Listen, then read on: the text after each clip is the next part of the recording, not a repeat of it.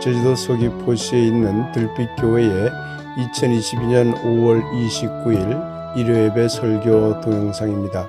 오늘은 특별히 증문즉담으로 진행이 되는데요. 먼저 목사가 성전과 교회의 변천에 대한 이야기를 한 후 이어서 교우들이 미래의 새로운 교회에 대한 다양한 의견을 제시하게 됩니다. 그리고 끝으로 목사가 다시 미래의 교회의 방향성과 교우들에 의해 제시된 다양한 의견을 종합하는 것으로 오늘 말씀이 진행됩니다. 이 동영상과 함께 소중한 시간 되길 기원합니다. 이제 오늘의 말씀 함께 읽도록 하겠습니다. 출애굽기 25장 9절 그리고 요한계시록 3장 22절 연속해서 먼저 읽겠습니다.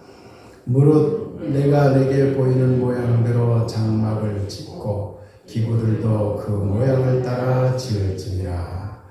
귀 있는 자는 성령이 교회들에게 하시는 말씀을 들을지어다. 이어서 마가복음 11장 17절과 누가복음 5장 16절을 함께 읽겠습니다.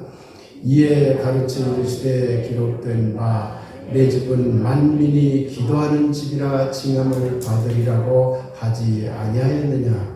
너희는 강도의 소굴을 만들었도다 하시매 예수는 물러가사 한적한 곳에서 기도하시니라. 말씀을 받습니다. 아멘. 네, 감사합니다. 서로 다시 한번 인사 나누겠습니다. 반갑습니다. 안녕하십니까? 네, 강태엽 선생님하고 사모님께서 또 오래간만에 참석해 주셨습니다. 나중에 예배 후에 또 인사들 나누시기 바랍니다. 네, 감사합니다. 오늘은 증문즉담, 서로 자유롭게 서로 이야기를 나누는 그런 시간을 가져봤으면 좋겠습니다. 오늘 우리는 출애굽기 25장 9절 말씀을 함께 읽었습니다. 무릇 내가 내게 보이는 모양대로 장막을 짓고 기구들도 그 모양을 따라 지을지니라.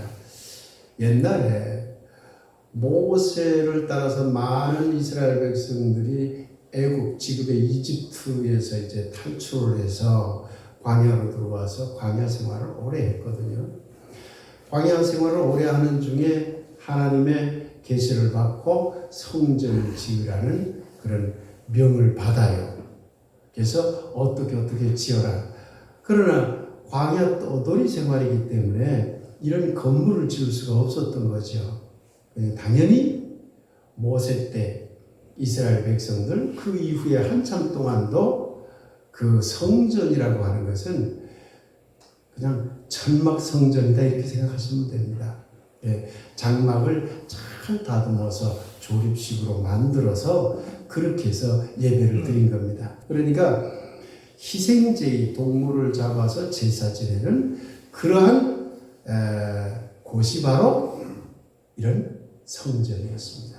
그런데 이런 성전이 계속 이렇게 조립식 이제 성전으로 이스라엘 백성들이 지내오다가 솔로몬 왕 때 이르러서 드디어 번듯한 건물을 지은 겁니다. 그러다가 그 솔로몬 성전을 지어서 솔로몬 성전 이후에 한 400년 정도까지는 솔로몬 성전이 이제 있었어요.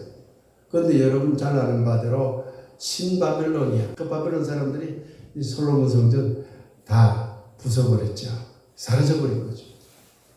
그러니까 이스라엘 사람들은 지도자들도 끌려갔고 성전의 중심축도 사라져버렸고 굉장히 혼란스러운 그런 시기를 잠깐 거치죠.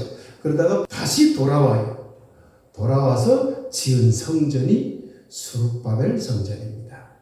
이 수룹바벨 성전이 이게 이제 6세기 그러니까 500년대에 이게 만들어졌거든요. BC 500년대 그러니까 지금부터 한 2500년 전에 만들어진 거죠.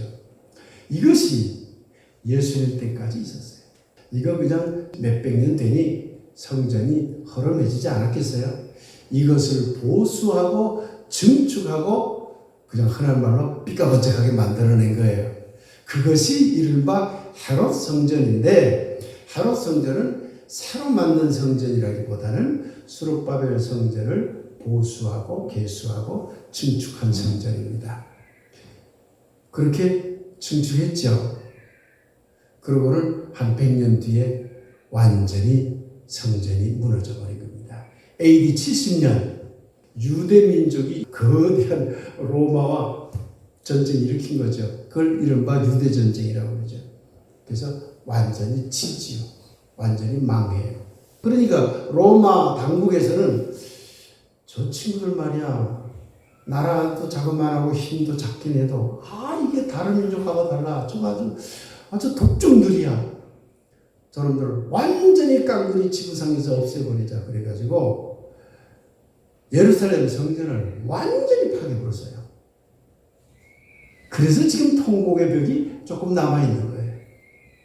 완전히 파괴해버리고 예루살렘 도시 자체를 아주 박살내버렸죠.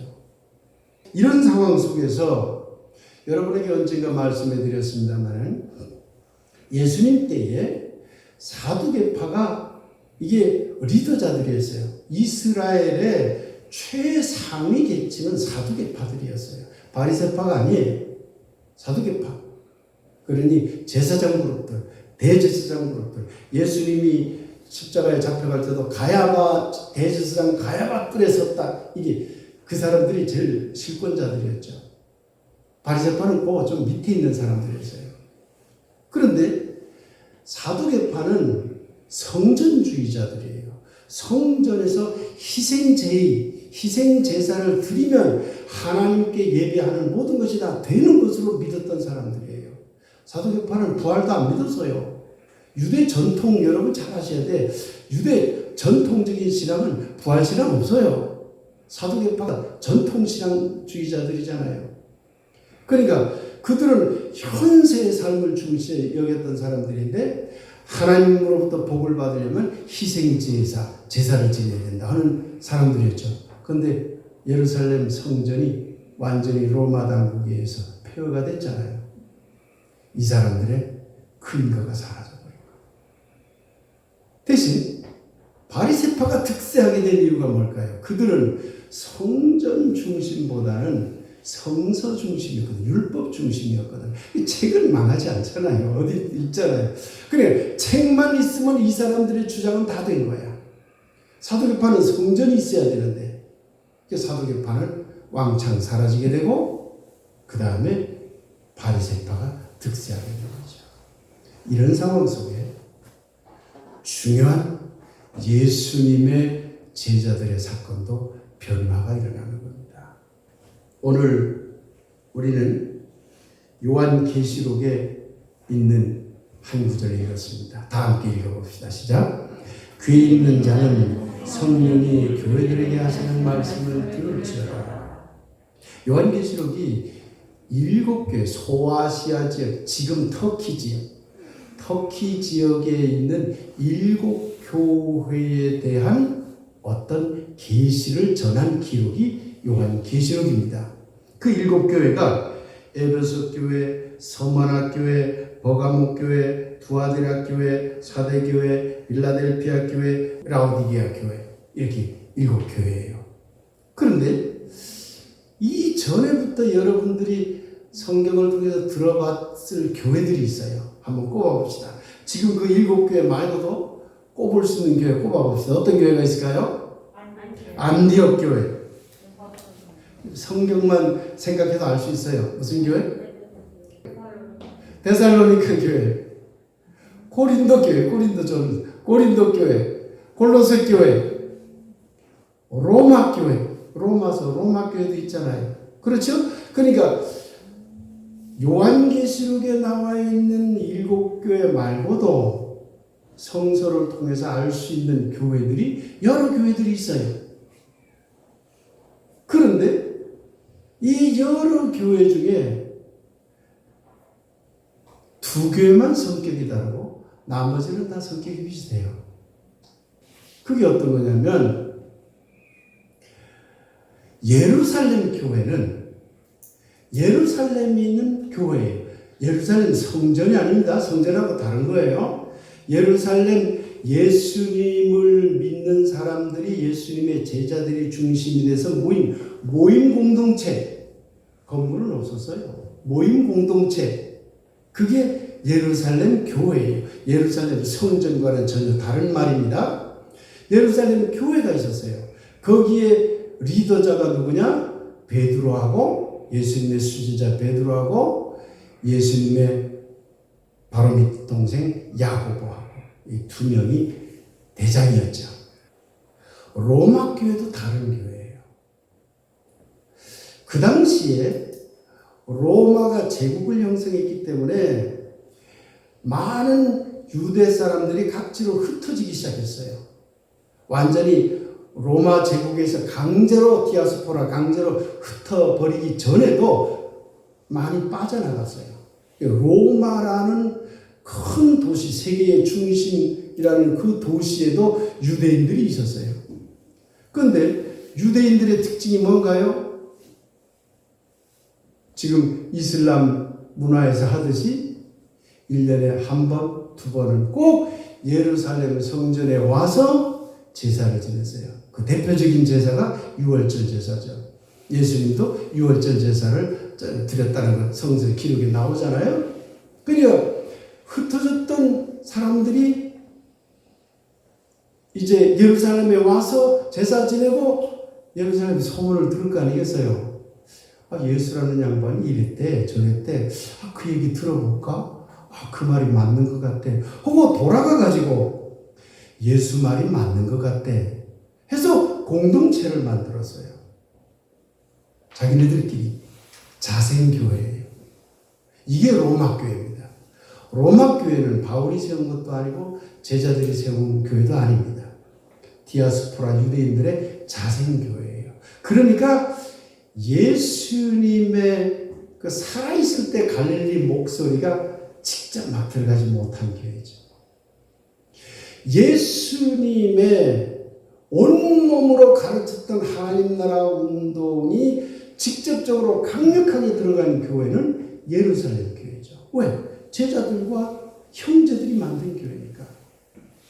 그런데 안디옥 교회니 고린도 교회니 데살로니가 교회니 무슨 에베소 교회니 골로새 교회니 그 다음에 요한계시록에 나오는 사대 교회니 빌라델피아 교회니 라오디게아 교회니 등등 그 모든 교회들은 거의 다 바울이 세웠거나 또는 바울의 제자가 세웠거나 또는 바울이 세운 것으로 추정하는 교회들입니다. 그 모든 게. 그런데 AD 70년 아까 전쟁이 일어났다고 그랬잖아요. AD 70년은 예수님이 돌아가신 다음에 거의 한 40년 뒤에요. 예수님이 한 33년경에 돌아가셨다고 하면 한 37년 뒤 아니에요. 40년 가까이 뒤죠. 그때 예루살렘이 다 망해졌잖아요. 예루살렘이 파괴되어 버렸어요. 기독교로 말하자면 유대교가 아니라 예수님을 따르는 기독교로 말하자면 어느 교회가 파괴된 겁니까, 여러분? 로마 교회가 파괴된 건가요? 안디옥 교회가 파괴된 건가요? 라오디게아 교회? 빌라델피아 교회? 아니에요. 그들은 다 살아남았어요. 예루살렘 교회만 왕창 파괴되어 버렸어요. 그러면 잘 생각해 보세요. 예루살렘 교회가 왕창 파괴되어 버리니까 사라져 버린 거예요. 누가 사라진 거예요?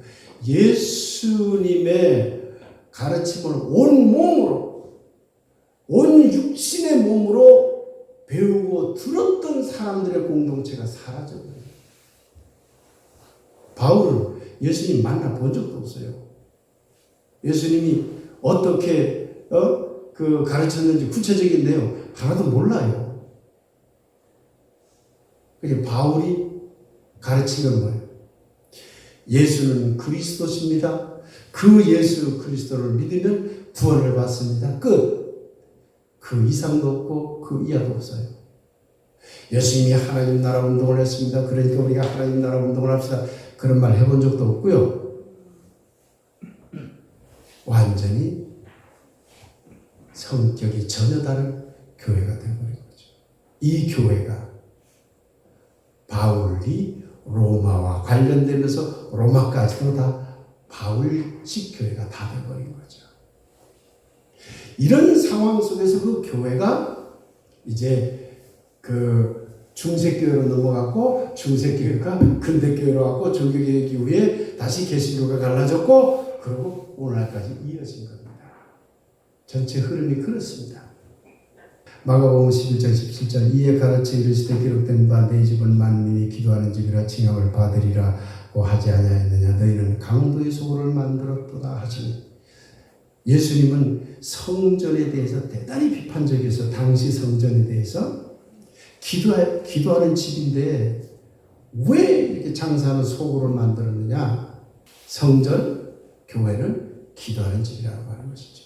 그런데 누가복음 5장 16절 한 절을 제가 선택해 보았습니다만은 공간복음서 여러 곳에 보면 예수님은 항상 어떤 일이 있으면 물러나서 한적한 곳에 가서 기도하시니라. 이때에 어디 가서 기도하시니라. 저때 어디 산에 가서 기도하시니라. 저때 어디 저쪽 조용한 곳에 가서 기도하시니라. 예수님은 성전주의자일까요? 아닐까요? 이 성경 구절은 예수님이 성전에 대한 인식을 알게 해줍니다. 예수님이 성전주의자일까요? 아닐까요? 아니라는 거죠. 왜? 밖에서도 자기 혼자 가서 다 기도했어요. 그러니까 예수님이 볼 때는 하나님은 성전 안에도 계시지만 성전 밖에도 계신 분이죠. 그러니 성전 안에서도 기도하는 일을 해야 되고 성전 밖에서도 기도하는 것을 해야 된다고 본 거죠. 예수님은 교회를 만들 생각은 전혀 없었습니다. 다만 우리들에게 뭘 가르쳤느냐? 기도하라. 이걸 가르친 거죠. 기도하세요. 기도의 방법은 다양합니다. 어느 한 가지 방법으로 회개를 할 수는 없지만 그러나 기도하라는 말은 뭐냐면 하나님을 만나기 위해서 애쓰라 그 말인 거예요. 하나님 무엇을 주십시오라고 하는 것도 기도지만 하나님의 체험, 하나님과 나의 만남 이걸 오늘날 신학에서는 영성이라고 하는 것이죠. 이걸 예수님은 매우 중요하게 여겼다는 것을 알 수가 있습니다. 전통적인 교회 인식은 이렇게 합니다. 이것은 중세교회 때부터 확립된 인식이지 예수님 생각하고는 다르다. 기독교 신자들이 예배하는 곳, 이게 교회라는 거죠. 예배한다는 거. 친교기도, 기독교 신자들이 친교하는 모임. 이거는 우리, 오늘도 우리 받아들일 수 있는 얘기죠. 선교에 대해서 지난주에 여러분에게 설교드렸습니다만은 기독교 신자들이 선교하는 모임. 이것도 다 중세교회가 만들어낸 이런 틀입니다. 여러분 생각은 어떠세요? 아직도 우리는 이 틀에서 못 벗어나고 있는 것은 아닌가? 자, 이제 교회란 이래야 되지 않을까요? 또는 우리 교회는 이렇게 갔으면 좋겠습니다 하는 내용들을 자유롭게 한번 이야기 나누는 시간을 가져보도록 하겠습니다. 서영숙 집사님 한 말씀 해주세요. 감사합니다. 박수 한번 쳐주세요. 저는 개인적으로 그 집 앞에 있는 교회를 다니기 시작하면서 사실 교회에서 자랐습니다. 교회에서 먹고 배우고 놀고. 네. 그래서 교회에 대한 여러 가지 기능 중에 저는 교회에서 성장하고 배우고 경험하는 것에 대한 덕을 많이 봐서 그쪽으로 관심도 갖고 뭐 그렇게 되긴 했습니다만 그러다가 교회가 점점 커지면서 소통하기가 힘들어지고 서로 생각과 주장이 너무 많아지면서 교회에 대한 회의를 느끼고 결국은 평생 다니던 교회를 나오고 작은 교회를 다니기 시작했거든요. 그래서 교회 공간이 주는 안락함과 장점도 느꼈지만 그 공간이 커지면서 교회 안에 정말 중요한 기능을 하지 못했을 때 교회의 외형적인 모습이 정말 중요한 모습에 발목을 잡는 것을 보고 제가 그런 말들을 저희가 가르쳤던 청년들한테 했었는데 자동차가 예배를 드리는 것은 마땅하지 않다. 왜 자동차가 예배를 드리려고 이렇게 어마어마한 주차장과 그 주차장에 아이들이 뛰어놀아야 할 마당에 아이들이 뛰어놀지 못하게 하는 것이 과연 교회가 할 심하게 할 짓이냐 뭐 이런 제가 비판까지 했었는데 그러니까 이제 정말 뭘 하다 보면 뭘 위해서 교회가 존재하는지를 잊어버리고 그것 때문에 교회가 사람들한테 외면당하고 와해되는 것들을 실제 보고 많은 교회가 사실은 갈라지는 이유는 말씀이 아니라 말씀에 둘러싼 그 외형적인 모습 뭐 그런 것 때문에 그런 게 아닌가라고 생각을 합니다. 특히 지금 세대가 많이 달라지고 해서 저는 교회가 한 모습이어야 된다고 생각하지는 않아요. 그 20, 30년 전부터 왜 세상에는 한 가지의 교회밖에 없을까라는 그런 생각이 대단히 아쉬웠어요. 그래서 다양한 교회가 모여서 한 건물에 예를 들면 여러 교회가 모이면 안 될까 뭐 그런 생각들도 했었는데 저는 제가 살고 있는 이곳은 제가 오래 살지 않아서 모르겠지만 이 지역에 이 마을에 맞는 교회의 모습은 우리가 만들어가야 된다고 생각을 해요. 그래서 코로나가 와서 교회가 바뀌고 하는 것은 사실은 도시교회의 우선한 문제일 수 있어요. 저희는 그냥 이 지역의 지역교회를 어떻게 만들어가에 대해서 저기서 오래 살고 나고 자라신 분들이 더 적극적으로 의견을 주시고 또 이 지역에서 어떤 변화를 일으키는 거에 따라서 우리 교회가 그렇게 능동적으로 교회가 변화할 수 있는지에 대해서 이야기하면 좋겠다 그런 생각을 갖고 있고요. 단지 하나 아쉬운 거는 우리 교회의 위상이나 생각이 참 좋은데 그것을 담아내는 그릇은 좀 아쉽다라는 생각이 들어요. 예를 들자면 참 좋은 마당과 위치에 교회가 있는데 다른 교회보다는 상당히 그 종교적인 색채가 없습니다. 그럼에도 불구하고 한때 우리가 논의를 했지만 이 공간에서 교회 다니지 않는 사람들과 함께 무엇을 할 때 장애가 되어야 된다는 거죠. 교회 건축물, 교회 시설물, 우리가 열심히 청소하는 이 가구들이 교회를 다니지 않는 사람한테는 그냥 그것 자체로 장애물이 되는 거예요. 그래서 저희는 저희의 생각과 저희의 모습이 가급적이면 일치하는 데 노력을 하면 좀 어떨까. 그래서 아깝지만 가구도 바꾸고 네.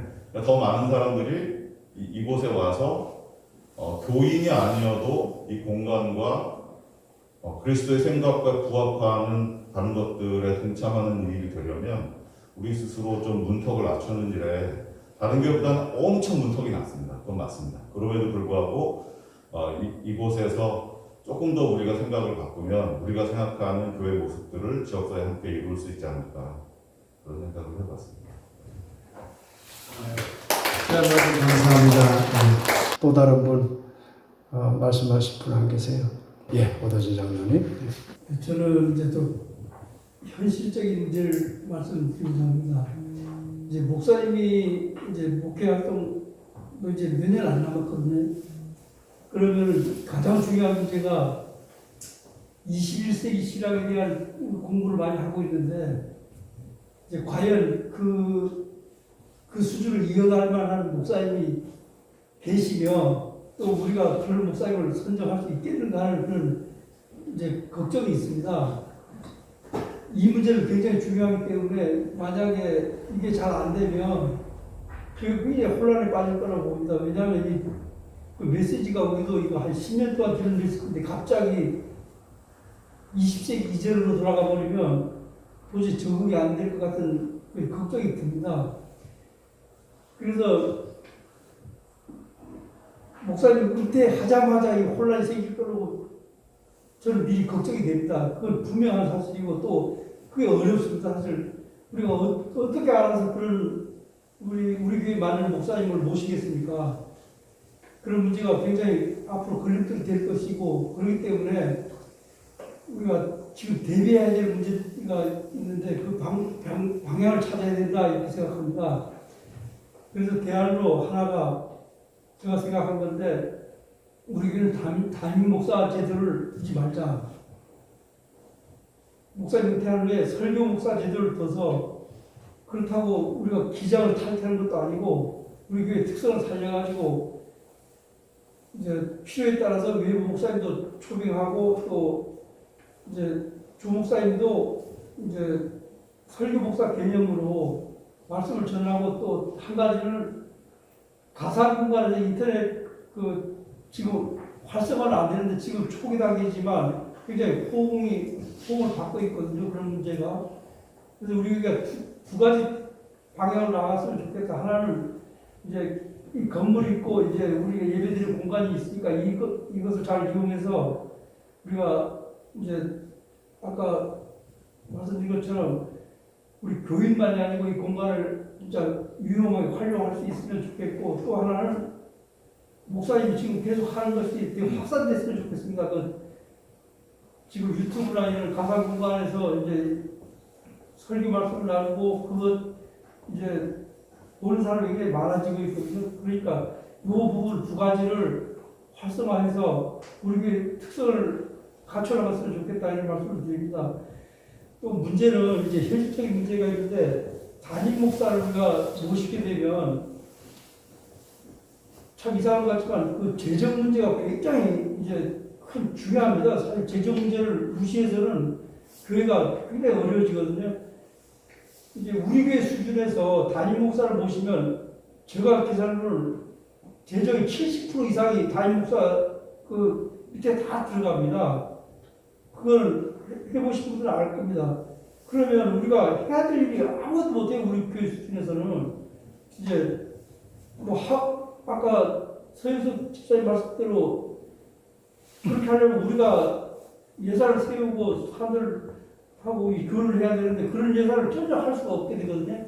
목사님, 담임 목사 보면 사실상 인건비 부분이 이거는 운영해 보신 분은 알겠지만 굉장히 제일 크거든요. 우리 교회 수준에서 70%가 이상 들어갈 겁니다. 아마 제가 판단하기로는. 그런 부분이 있기 때문에 또 우리가 이런 걸 준비하느라고 빚진 게 있어요. 그러면은 우리가 이중으로 고통을 당합니다. 이제 믿음으로 다 해결한다는 건 그건 말도 안 되는 얘기고 현실적으로 그것 때문에 갈등이 생기거든요. 그 가정 문제고 우리 교회도 굉장한 문제가 될 수 있습니다. 그래서 우리가 그런 것들을 탈피하기 위해서는 제가 아까 말씀드린 방안을 설교목사 제도를 하고 또 그러면은 이 재정 문제도 많은 부분에 완화될 걸로 저는 판단하고 있습니다. 그래서 앞으로 우리가 이런 부분에서 서로 고민을 해봤으면 좋겠습니다. 감사합니다. 네, 이제 또 목사 제도 이야기까지 나왔고 고민해야 될 문제들이 굉장히 많은데요. 또 오장님도 두 가지 관점에서 또 좋은 의견을 주셨기 때문에 이따가 또 같이 한번 토론해 보도록 합시다. 또 다른 분 안 계세요? 네, 고정수 권사님. 네. 네, 안녕하세요. 예, 오늘 이 미래 교회에 대한 얘기를 나누려고 그랬는지, 잠깐 농장에 갔다가 CBS를 듣게 됐어요. 그래서 요즘 교회의 모양이 많이 바뀌어지고 있다고 말씀을 하더라고요. 그래서 우리가 생각하는 건물, 교인, 선교 이런 틀에서 우리의 인식 체계가 바뀌지 않으면 이 코로나 이후에 교회는 참 많이 어렵다고 하더라고요. 그래서 거기서 나온 그 교회의 그 형태를 잠깐 들었는데 우리는 어느 마을에 교회의 이름으로 그 마을에 가면 우선 머리를 잘라주고 옷도 만들어주고 물질적인 것을 주면서 그 속에는 항상 그 선교의 목적을 위한 수단으로 사용하잖아요. 우리의 국토 인식 체계에서는. 근데 오늘 들은 그 교회의 저기는 교회에서는 이 마을하고 소통을 하는데 선교를 아예 배제한다고 그러더라고요.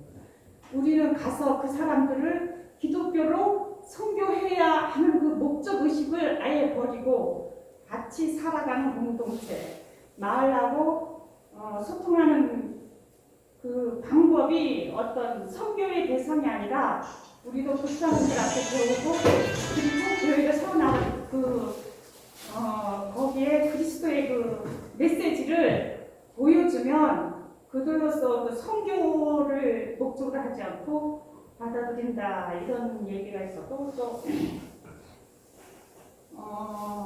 공유 교회라는 거를 들었어요. 저 처음 공유 교회라는 단어를 들었어요. 거기는 그 도시교회형인데 요즘 목회자들이 많이 나오잖아요. 순학을 하신 분들이 자리가 없어서 이제 목회를 하고 싶은데 그 현실적인 문제 때문에 아까 돈, 임대료, 이것저것 하다 보면 그 초기 자본이 좀 들어야 되니까 그게 어려워서 공유 교회를 말씀하시더라고요. 그래서 저것도 우리 교회로서는 좀 여기는 시골 교회니까 아닌 것 같고 또 도시형 교회는 아마 가능하겠다. 얼마의 그 작은 임대료하고 시간만 배정하면 공유 교회도 가능하겠다 이런 생각을 했고요. 또 그 다음에 세 번째가 제일 인상적인 게 생태교회. 교회를 순환적인 그 인식 체계로 변화해가지고 친환경적이고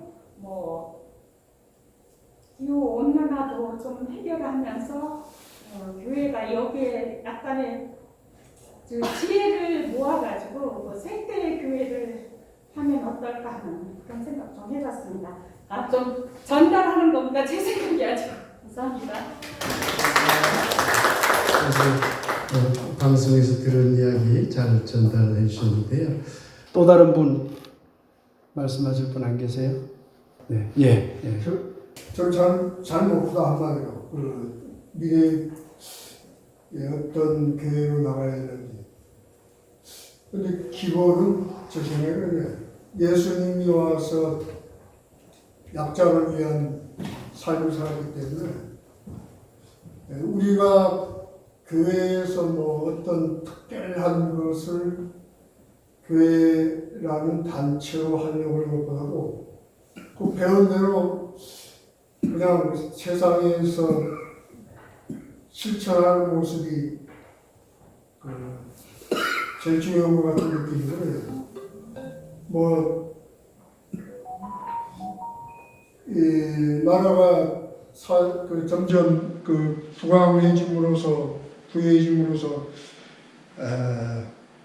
약자에 대한 사회복지제도 많이 발전이 되고 그런 상황이고 하여튼 과학적으로 또 의료 모든 분야에서 발전되고 했기 때문에 예전에 생각했던 그 어떤 절대자의 관남 부분들이 많이 지금 그런 측면에서 많이 퇴색이 되어서 아마 교회 수가 줄어가는 건지도 모르겠습니다만 제 생각에는 이 미래의 교회가 남을 것인가 우리 자식들로 교회 잘 나오진 않은 판인데 왜냐하면 생각 자체가 우리 세대하고 많이 틀리고 했기 때문에 앞으로 교회는 어떻게 될 것인가 하는 부분에 대해서는 그 다음은 예수님의 교회가 없었기 때문에 예수님의 가르침대로 아마 세상에서 한다면은 그래도 교회라는 장소적인 측면에서 있을 필요성이 있겠습니다만 왜냐하면 가르치고 하는 부분에 있어서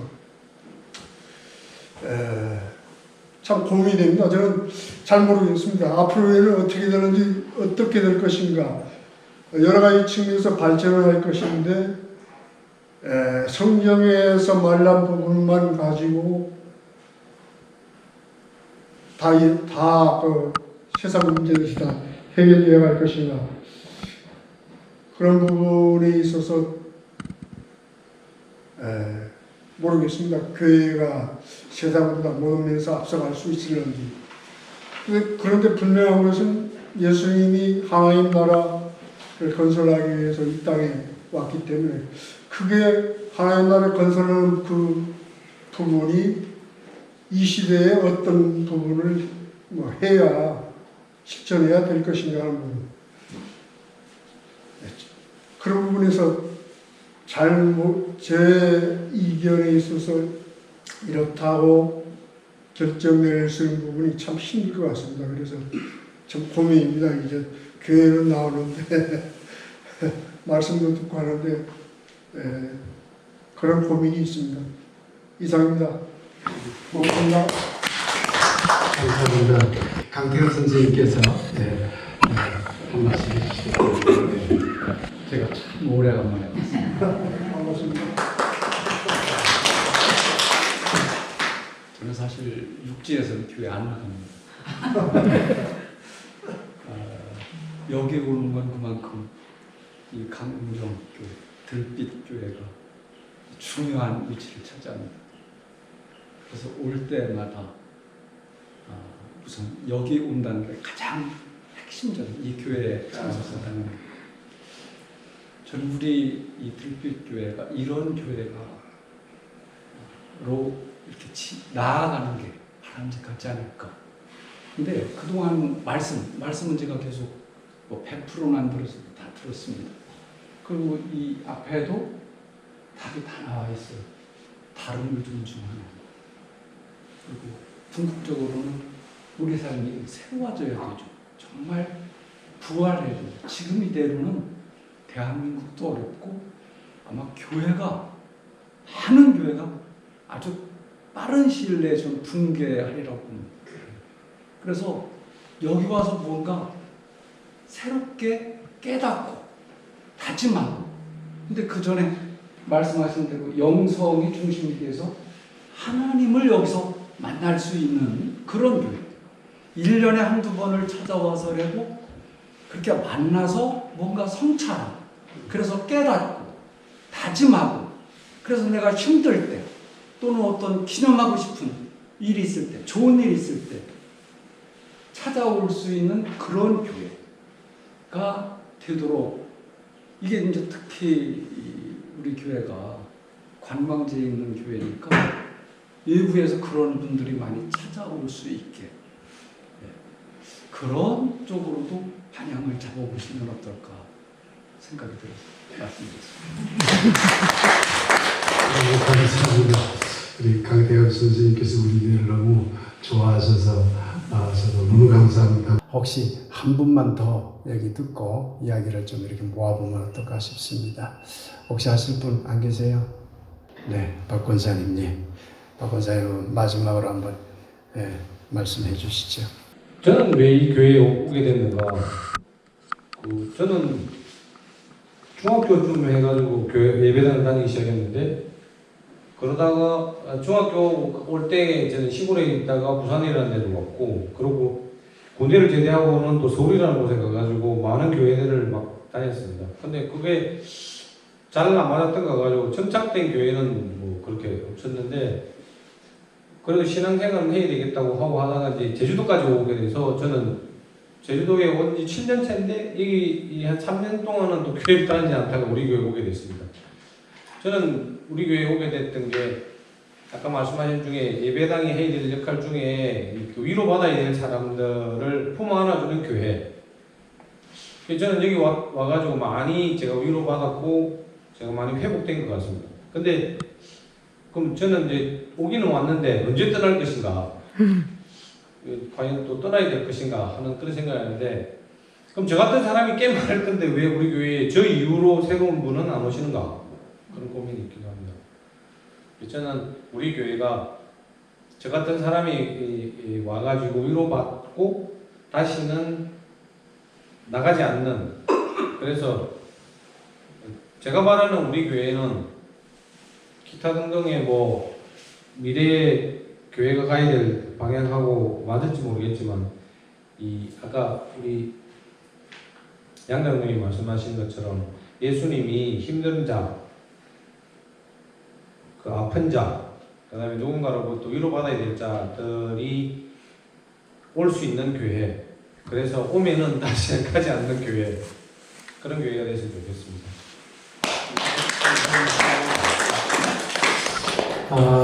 이야기를 더 많이 나누고 싶습니다만은 오늘 이야기를 조금 정리하고 그 다음에 다음에 또 이런 시간을 가져서 구체적인 좀 방법론들을 좀 이야기를 나눠보는 그런 시간을 가져보는 게 어떤가 싶습니다. 유장현 교수님이라고 그 조직신학을 하시는 분인데 그 유장현 교수님이 이제 이 시대를 그러니까 이 21세기 지금 우리가 살아가는 이 시대를 포스트 모더니즘 그리고 다원주의 시대라는 것을 인정할 수밖에 없고 또 인정해야 되고 인정하지 않더라도 그런 시대가 이미 되었고 그걸 전제로 그러면 새로운 교회는 어떠해야 되느냐 하는 것을 정리한 그 논문이 있었습니다. 그것을 지금 보시면 화면에 보시면 나오는데 교회는 하나님 나라 실현을 위해 일하는 공동체여야 된다. 하나님 나라 실현이라고 하는 것은 다양한 방법이 있죠. 구체적인 방법은 잠시 놔놓고 제일 교회가 초점되어야 될 것은 하나님 나라 실현이다. 그 하나님 나라가 무엇일까 하는 게 굉장히 중요해지죠. 이 대목에서. 그래서 제가 여러분들에게 항상 하나님 나라에 대한 정의를 내릴 때 우리 교회의 정의는 모든 존재들의 함께 살기 그 생명운동이 바로 하나님 나라 실현운동이라고 제가 여러분에게 말씀드리죠.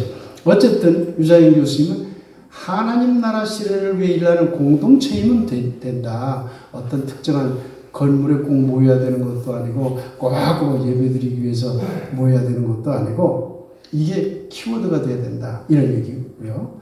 그래서 지금 오늘 말씀해 주신 분들 중에 우리 교회가 가는 방향성에 대해서 참 좋은 말씀들을 해주셨는데 강태엽 선생님이 말씀한 내용도 그렇고 다 서로 다른 것들이 함께 어우러져 살아가는 나라가 하나님 나라거든요. 그러니까 이걸 기독교식으로 표현했을 때 하나님 나라지 그냥 일반적인 용어로 얘기하면 함께 어울려서 정말 행복하게 살아갑시다. 이 운동이거든요. 예수님이 그 운동을 사실 버린 거예요.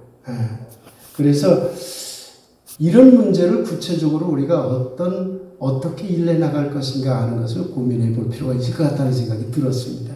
두 번째는 교우들도 성직자가 되는 수평적인 교회. 한국의 교회가 다 위계적이잖아요. 위에서 이렇게 목사를 정점으로 해서 당회 그다음 쭉 이렇게 가잖아요. 이것을 유장현 교수는 완전히 벗어나야 된다. 저도 아주 대찬성입니다. 이 이론에 대해서. 그래서 여러분들에게 제가 어떻게든 좀 설교도 좀 해보십시오. 여러분 못 해보십시오 하는데 그게 쉽진 않지요. 쉽진 않은데 그러나 적어도 방향성만큼은 다 우리 똑같다. 수평적이다. 방향은 그렇게 가야 되지 않겠냐 하는 생각이 듭니다. 그 다음에 유장현 교수님하고 저하고 아주 또 뜻이 하나 아주 맞는 게 바로 뭐냐면 하나님 체험과 영성을 강조하는 공동체는 된다는 거예요. 자, 이것이 큰 방향성이면 대전제가 하나 있어야 돼요. 기독교만이 절대진리를 가지고 있다는 이 절대진리관을 빨리 버려야 돼요. 그거 버리지 않으면 하나님 나라 운동 못합니다. 왜? 어디 가서나 우리가 절대고 너네 상대라고 취급하게 되니까요. 그걸 버려야 돼요. 버려야 배우게 되고 버려야 하나님 나라 운동하게 되고 버려야 수평이 돼요. 버려야. 목사가 가르치는 것이 절대진리다. 이렇게 환원이 되거든요. 절대진리관을 가지면. 목사가 얘기하는 것도 틀릴 수 있습니다. 이렇게 얘기돼야 되는데 그런 설교 어디 있어요? 우리 교회는 제가 가끔 말씀드리죠. 제 설교 100% 믿지 마시라고. 왜? 저도 앞으로 또 몇 년 뒤에 제 생각이 바뀔 수도 있고 공부해서 또 제 실력이 업그레이드 될 수도 있고 발전해야 될 거 아닙니까? 그러니 절대 진리관을 해석학적 진리관, 우리의 진리관을 매우 소중하게 여기면서도 다른 어떤 진리관도 매우 소중할 수 있다는 가능성을 항상 열어놓는 진리관, 그것을 해석학적 진리관이라고 그 어려운 말 쓰는 사람들은 그렇게 씁니다. 쉽게 얘기하면 다른 사람들도 우리랑 다 비슷비슷한 사람들이다 이렇게 생각하자는 거죠. 그래서 이런 전제로 우리 교회가 지금 가고 있는 건 맞습니다. 근데 제가 볼 때 하나님 나라 함께 살기 운동에 대한 방향성은 우리가 올바로 잡았다고 저는 봅니다. 또 여러분도 그걸 확실히 인식을 하고 있다고 느껴져요. 그런데 구체적인 실천 활동을 어떻게 하고 있느냐? 이 점에 대해서는 저도 부족하고 우리 교회도 부족한 게 대단히 많은 거죠. 또 아까 얘기했듯이 기독교적 진리관을 해석학적 진리관으로 바꾸고 다른 사상, 다른 문화, 다른 민족 그것을 다 존중하고 함께 하려고 하는 이러한 것도 우리는 확실히 방향이 잡혔다고 봐요. 저도. 그러나 그럼 그것을 실질적으로 얼마만큼 실천하고 있느냐 이 문제에 있어서는 저도 부끄러울 때가 있거든요. 영성을 강조하는 교회에서 굉장히 중요한 문제가 있습니다. 이것은 유장임 교수도 말씀했고 제 스승인 김경재 교수님도 말씀을 하셨는데 영성이라고 하는 것은 인간의 본바탕을 떠나서는 절대 얘기할 수가 없는 거예요. 자기가 없는 영성을 어떻게 말해요? 자기가 항상 전제되는 거예요. 그러면 자기가 전제된다고 하는 것은 항상 자기를 형성시킨 문화가 전제가 돼요. 그래서 김경재 교수님은 뭐라고 우리들에게 가르치냐면 이렇게 얘기를 했어요. 영성이야말로 21세기에 매우 중요한 기독교 신학적 방향이 돼야 된다. 신앙의 방향이 돼야 된다.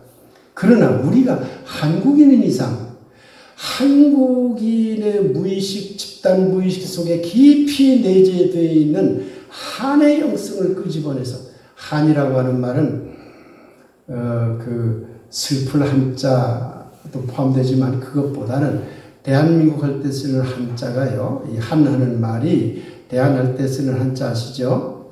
한자. 그 한이라고 하는 말은 한자말로 그렇게 한이라고 써놨지만은 본래 의미는 크다. 대전에 한밭 할 때 하는 말이 크다. 전체가 하나로 어우러진다. 모든 것을 함께 가는 것이다. 이럴 때 쓰는 겁니다. 이게 한입니다. 그래서 우리 민족 무의식 속에 깊이 들어있는 한이라고 하는 무의식을 끌어낸 영성이 되지 않으면 안 된다. 한국교회는 한의 영성, 하나됨의 영성으로 끌어올려져야 된다. 이건 여러분에게 제가 이와 관련된 설교는 자주 했죠. 그것을 우리가 그럼 구체적으로 어떻게 실천할 것인가 하는 데 대해서는 우리가 자주 못했습니다.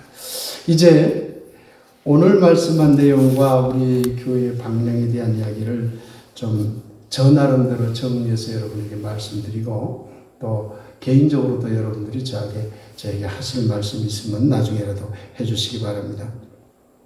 서영석 집사님 다양한 교회 그래야 된다고 생각합니다. 획일화된 교회 그건 아니죠. 같은 기독교 장로회라 하더라도 우리 교회 다르고 저기 대림교회 다르고 저기 서귀포 중앙교회 달라야 되고요. 그러기 위해서는 우리 교회만이 가지고 있는 특성화를 이뤄내야 되거든요. 이게 조지현 장로님이 오래전부터 그걸 강조하셨던 말이지만 아직까지 우리가 완전히 특성화가 이루어졌느냐 하는 점에 있어서는 좀 부족한 점이 있지 않나 싶습니다. 이런 문제에 대해서도 여러분들이 많이 논의해 주시기 바랍니다. 지역화 교회, 강정이라든가 이 주변과 함께하는 이 교회의 성격을 어떻게 우리가 끌고 갈 것인가 이것도 여러분들이 논의 속에서 이게 규정되고 그런 방향으로 나가야 되지 않을까 생각합니다. 오늘 서영석 집사님이 중요한 문제 하나를 제기해 줬습니다. 이 공간 활용에 대한 문제입니다.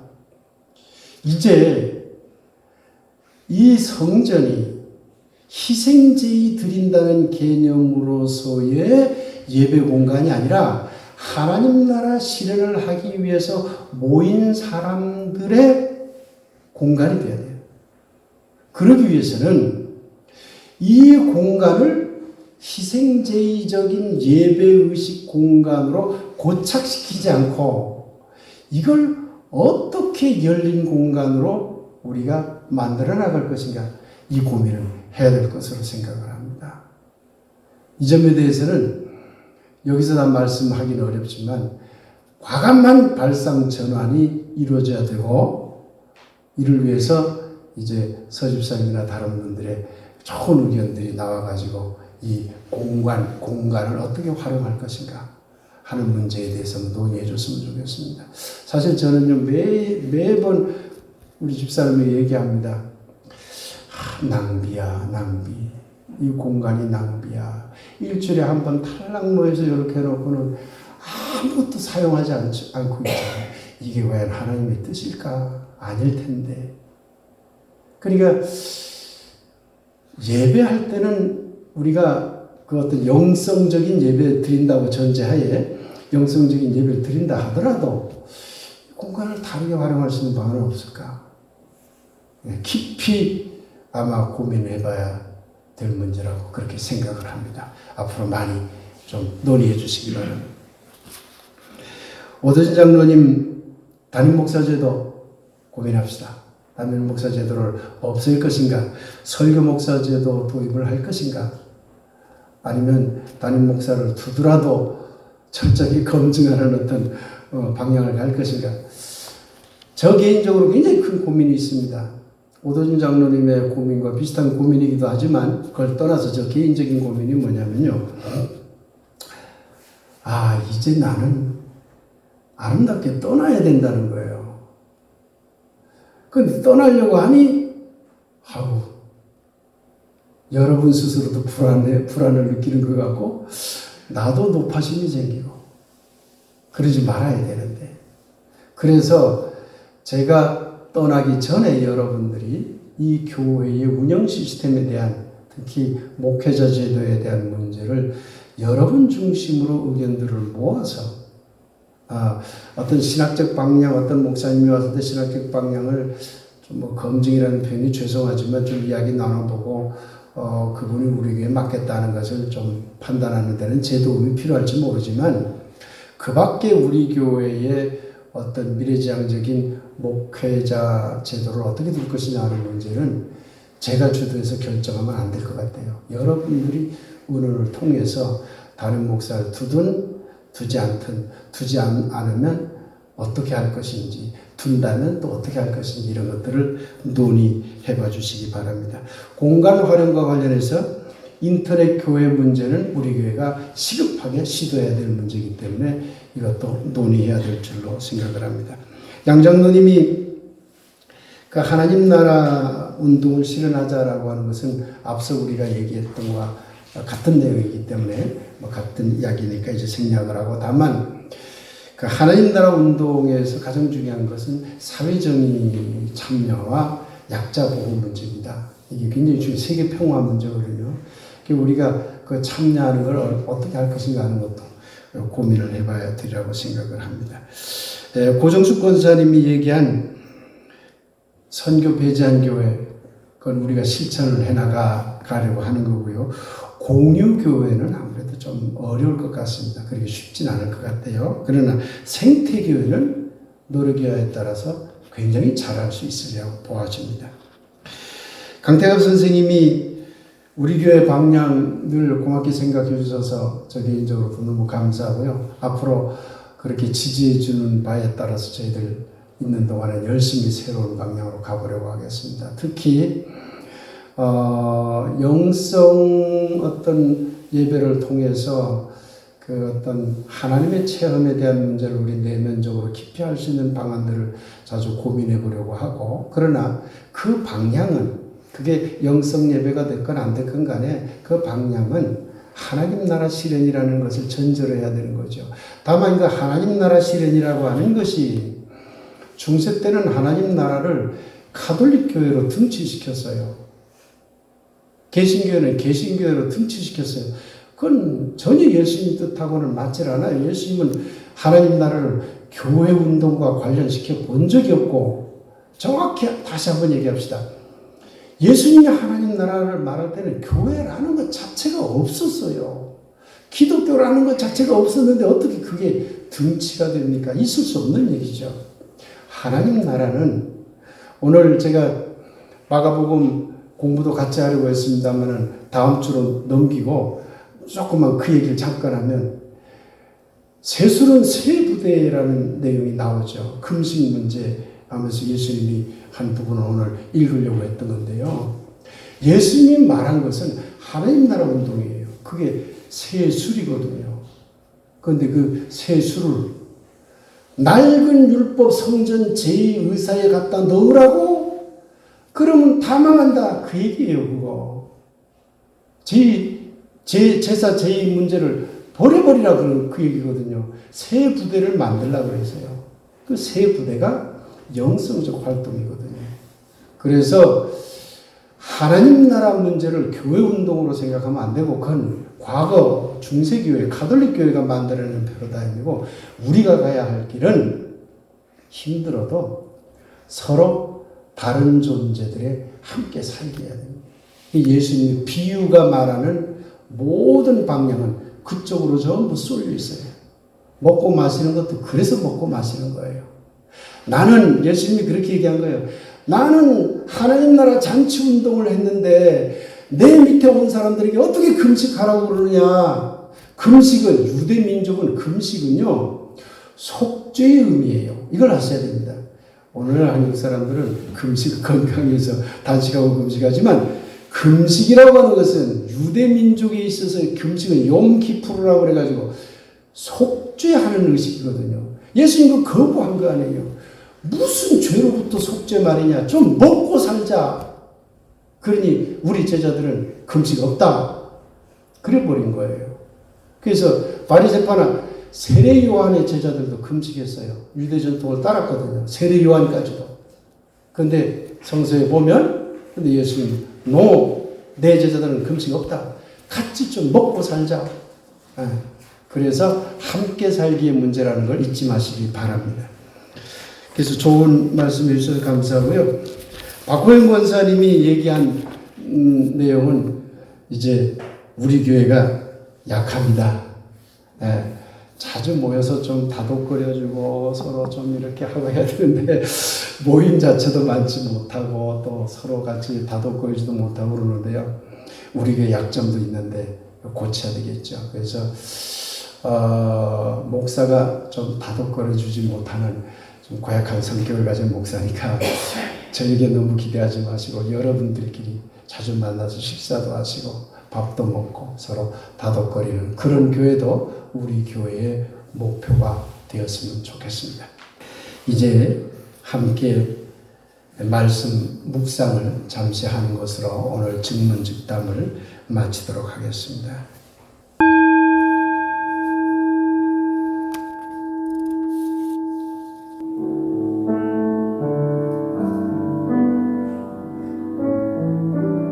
모든 존재들의 함께 살기를 원합니다. 그것이 하나님 나라이기 때문입니다. 이를 위해 우리는 교회를 위한 세상을 바라지 않고 세상을 위한 교회가 되려 합니다. 이를 위해 우리는 기독교만이 절대 진리가 아니라 다양한 진리 중에 하나임을 겸손히 고백합니다. 이를 위해 우리는 수직적인 교회보다 서로를 동등하게 존중하는 수평적인 공동체가 되려 합니다. 이를 위해 우리는 경배라는 이름으로 그분에게 굴종하기보다 그분과 고요히 대화하는 영성 공동체가 되려 합니다. 하늘이시여, 마침내 들빛 교우들과 이웃들을 불러 세워 이런 교회 되게 하소서. 아멘.